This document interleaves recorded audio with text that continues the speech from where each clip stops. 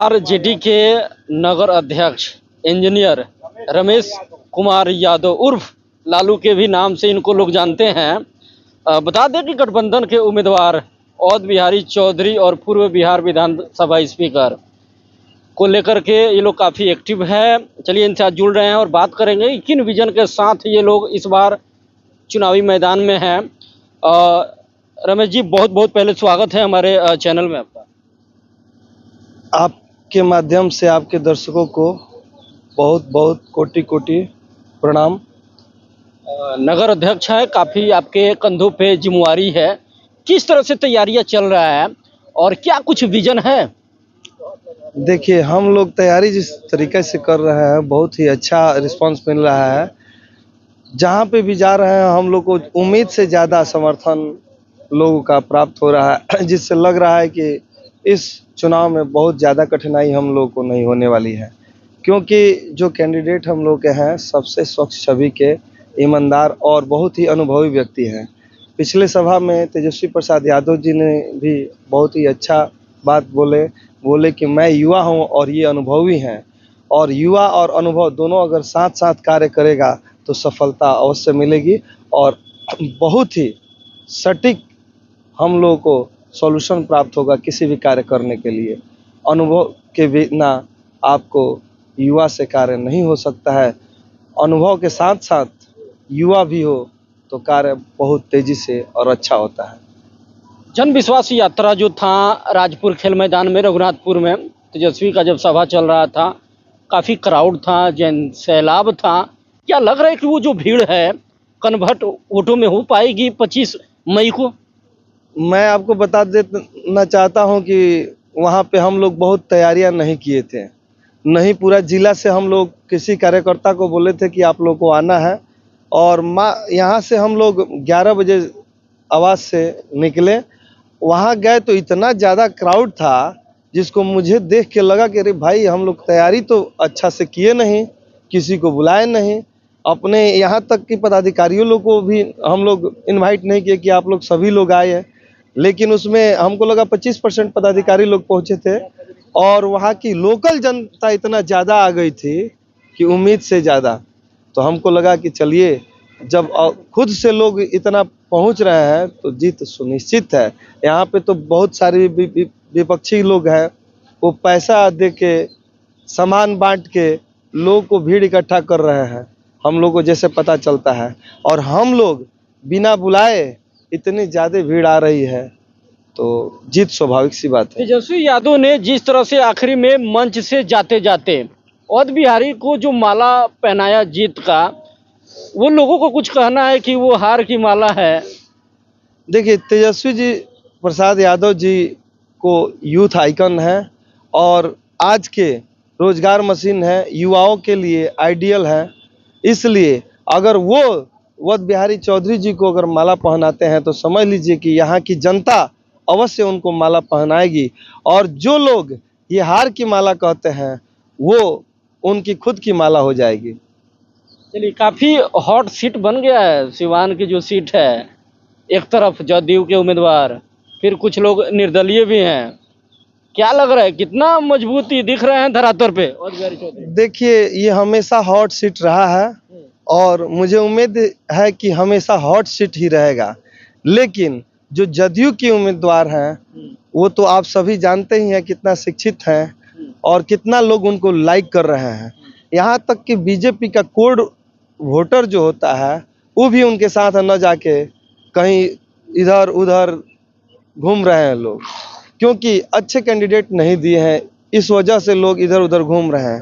और हमको यहाँ जहाँ तक विश्वास है कि बीजेपी का कोर वोटर भी हमारे आदरणीय श्री वध बिहारी चौधरी जी के चरित्र को देख के इनका समर्थन करेंगे लोग। चलिए, आप लोग का विजन क्या है जब आप लोग लगातार धरातल पे जा रहे हैं कैंपेनिंग के दौरान चुनावी? तो क्या विजन क्या है, मुद्दा क्या, मुद्दों के साथ आप लोग जा रहे हैं? देखिए, हम लोग का मुद्दा है भाईचारा, समाजवाद, सब अपने क्षेत्र का, अपने नगर का और देश का विकास, अनर्गल लोगों को भ्रमित न करना। लोग हिंदू मुस्लिम, हिंदुस्तान पाकिस्तान, कब्रिस्तान शमशान की बातें करके लोग को दिग्भ्रमित करते हैं, वो सब हम लोग को नहीं कहना है। जो कहना है वो करना है। जो तेजस्वी प्रसाद जी सिद्ध कर चुके हैं कि मैंने जो कहा वो किया, और यहीं पे विपक्षी लोग हैं कि अपने ही बातों से मुकर जाते हैं और बोलते हैं ये तो चुनावी जुमला था। तो कब तक आप चुनावी जुमला बोल के लोग को दिग्भ्रमित करते रहेंगे?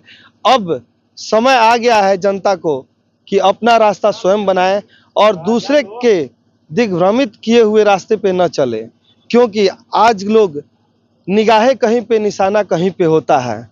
मैं जनता जनार्दन से ये कह देना चाहता हूँ कि भाइयों, बहनों, साथियों, आप लोग किसी के बातों में भ्रमित न होइए। वो दिखाएंगे कि जीत रहा है वो, लड़ाई है वो, लड़ना है इनसे और लड़ाएंगे उनसे।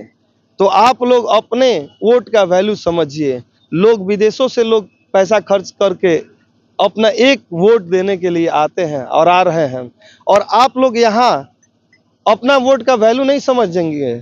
आप जो समाजवाद के साथ हो, जो सच्चाई के साथ हो, जो ईमानदारी के साथ हो, जो समाज के साथ हो, उसके हाथ को मजबूत करने के लिए आह्वान कीजिए और प्रतिज्ञा लीजिए कि गलत लोगों को कभी भी हम लोग नहीं चुनेंगे। चलिए, आगामी 4 जून को अगर सिवान की जनता संसद की अगर ताज देती है अवध बिहारी चौधरी को, तो क्या होगा? स्वास्थ्य पर, शिक्षा पे बातें होगी, पलायन लोग जिस तरह से कर रहे हैं, क्या इस पर रोक लगेगा या फिर जुमलेबाजी होगी?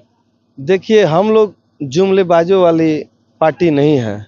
आपने देखा पिछले 17 महीनों में उप मुख्यमंत्री होते हुए भी माननीय श्री तेजस्वी प्रसाद यादव जी ने ये सिद्ध कर दिया कि बिहार की जनता बाहर जाके प्राइवेट नौकरी करती है, और हम पूरे देश की जनता को यहाँ आमंत्रित कर रहे हैं कि आप आइए, यहाँ सरकारी नौकरी लीजिए, उसके साथ पेंशन भी लीजिए।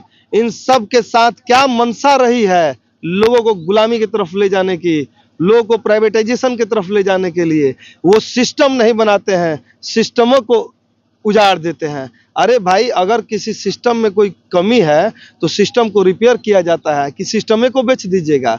वो लोग, विपक्षी लोग, सिस्टम को ही बेचकर और अपना कार्य करना चाहते हैं। हम लोग को फिर से गुलाम बनाना चाहते हैं। इसलिए आप लोग गुलामी की तरफ न बढ़िए, उनके मंशा को समझिए कि किस मंशा से ये प्राइवेटाइजेशन कर रहे हैं। अगर प्राइवेटाइजेशन कर रहे हैं तो इसका बेनिफिट, डायरेक्ट बेनिफिट किसको हो रहा है?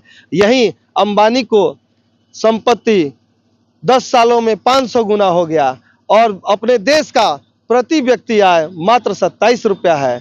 और ये बताइए कि आप 27 रुपया में अपना जीवन यापन कर सकते हैं?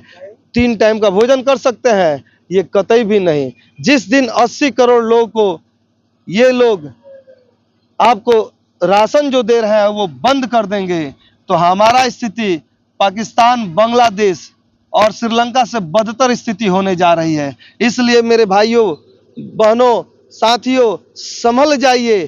क्या करना है आपको, आप स्वयं निर्णय लीजिए। मैं नहीं कहूँगा कि आप क्या कहें। मैं जानता हूँ कि आप लोग बुद्धिजीवी हैं। हर बात सोच समझ के और सही का ही चुनाव कीजिएगा। शुक्रिया बातचीत करने के लिए।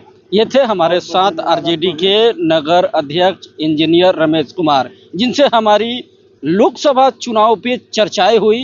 इन्होंने तमाम जानकारी भी दिया कि इस बार हम लोग मजबूत हैं और निश्चित ही जो जनता है सिवान की, वो संसद की ताज देगी, जिसके बाद से बहुत कुछ बदलाव देखने को मिलेंगे। बने रहें आगे की तमाम खबरों के लिए आप।